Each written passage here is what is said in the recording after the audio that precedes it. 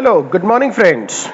I, Dr. V. M. Tidke, Sanjeevani College of Engineering, Department of MBA, welcomes you all. Today, under unit number 3 of Decision Science, let us continue our studies of various decision models in decision theory. So, at the end of the session, every student will be able to understand the various decision models in decision theory. Friends, by the time what we have learned so far is the steps in decision making under decision theory, and secondly we have seen the various elements of decision theory. So the elements what we have studied, one of them was a payoff matrix. I hope you remember the payoff matrix. In the payoff matrix, row wise, we are using the strategies that are available to the decision maker, represented by S1, S2, S3, and so on and so forth. Eventually, column wise, we used to represent the states of nature or outcome. States of nature or outcome are nothing but the market realities or the conditions of the market which are not in the hands of decision maker.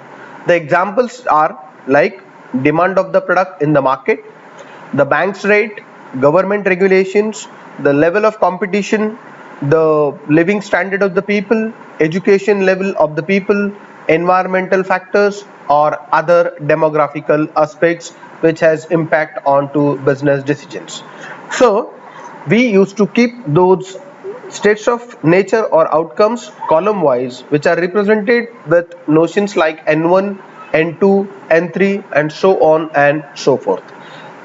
If you remember, while representing a payoff matrix, we used to write the payoffs incidental to the sales pertaining to a certain strategy and certain states of nature with the help of words like S1 N1, S2 N2, S3 N3 and so on and so forth. So when we were used to present all this information in a table, we call it as a payoff matrix or payoff table. So when we are drawing a payoff table, we can see that when we used to write the nature of outcome, we used to present the probabilities associated with the same. So the probabilities of possibility of outcome n1 is represented with the help of word p1, and similarly for nature of outcome p2, that is represented with the probability p2 and so on and so forth. So when we are keeping all those probabilities, this is the complete picture of a payoff matrix. Now today we are going to see the decision models in decision theory. Why am I revising you all the information? Because when we used to develop a payoff matrix, we used to have a probabilities associated with a particular outcomes. So on the basis of availability of those possibilities of occurrences of some states of nature, the models are getting divided. Okay, so sometimes in some cases you are knowing the probabilities, in some other cases you do not know the probabilities, and on the basis of that only the decision models are varying in decision theory. So let us try to look at them. Number one, the decision various models under decision theory are decision making under certainty, decision making under risk, decision making under uncertainty, and decision making under conflict. Number one, decision making under certainty. Decision making under certainty is a very simple and an ideal philosophy whereby you are supposed to make decision on the basis of available information.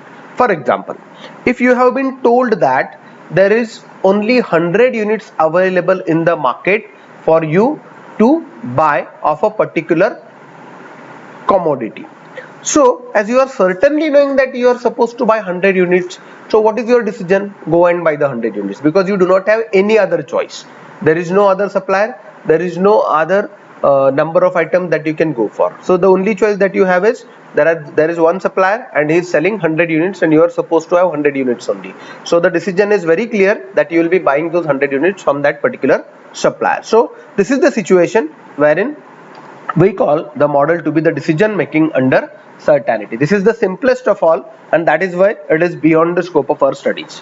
Second is decision making under risk. As we all know, when you are doing a business, there are many factors which are under your control and there are many factors which are not under your control, and that is why the decision model do differ.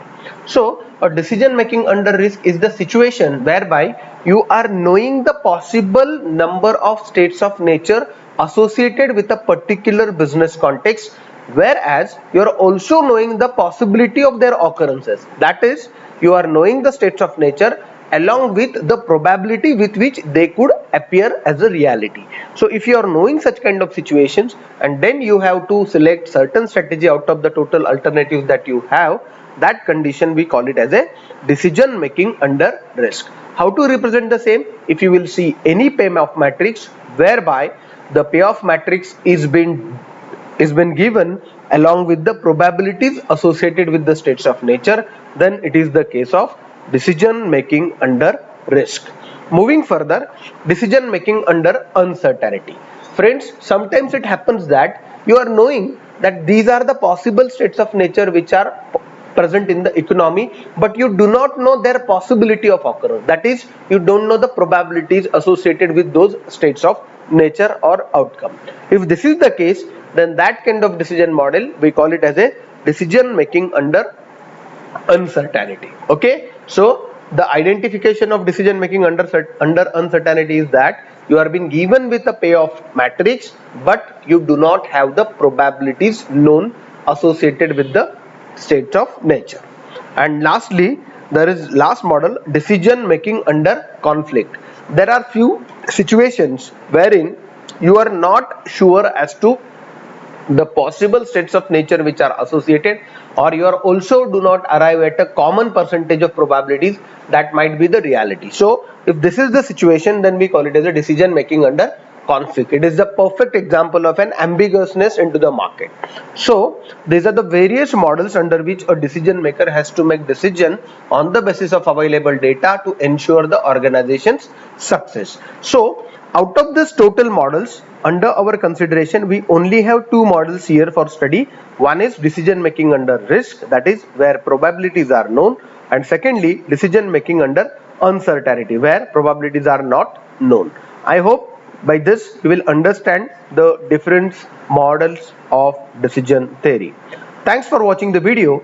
Let us do a small exercise. State and explain the various decision models in decision theory. Thank you for watching the video. If you have any doubts and clarifications, you can contact me on the mentioned details. Thank you for watching. Thank you.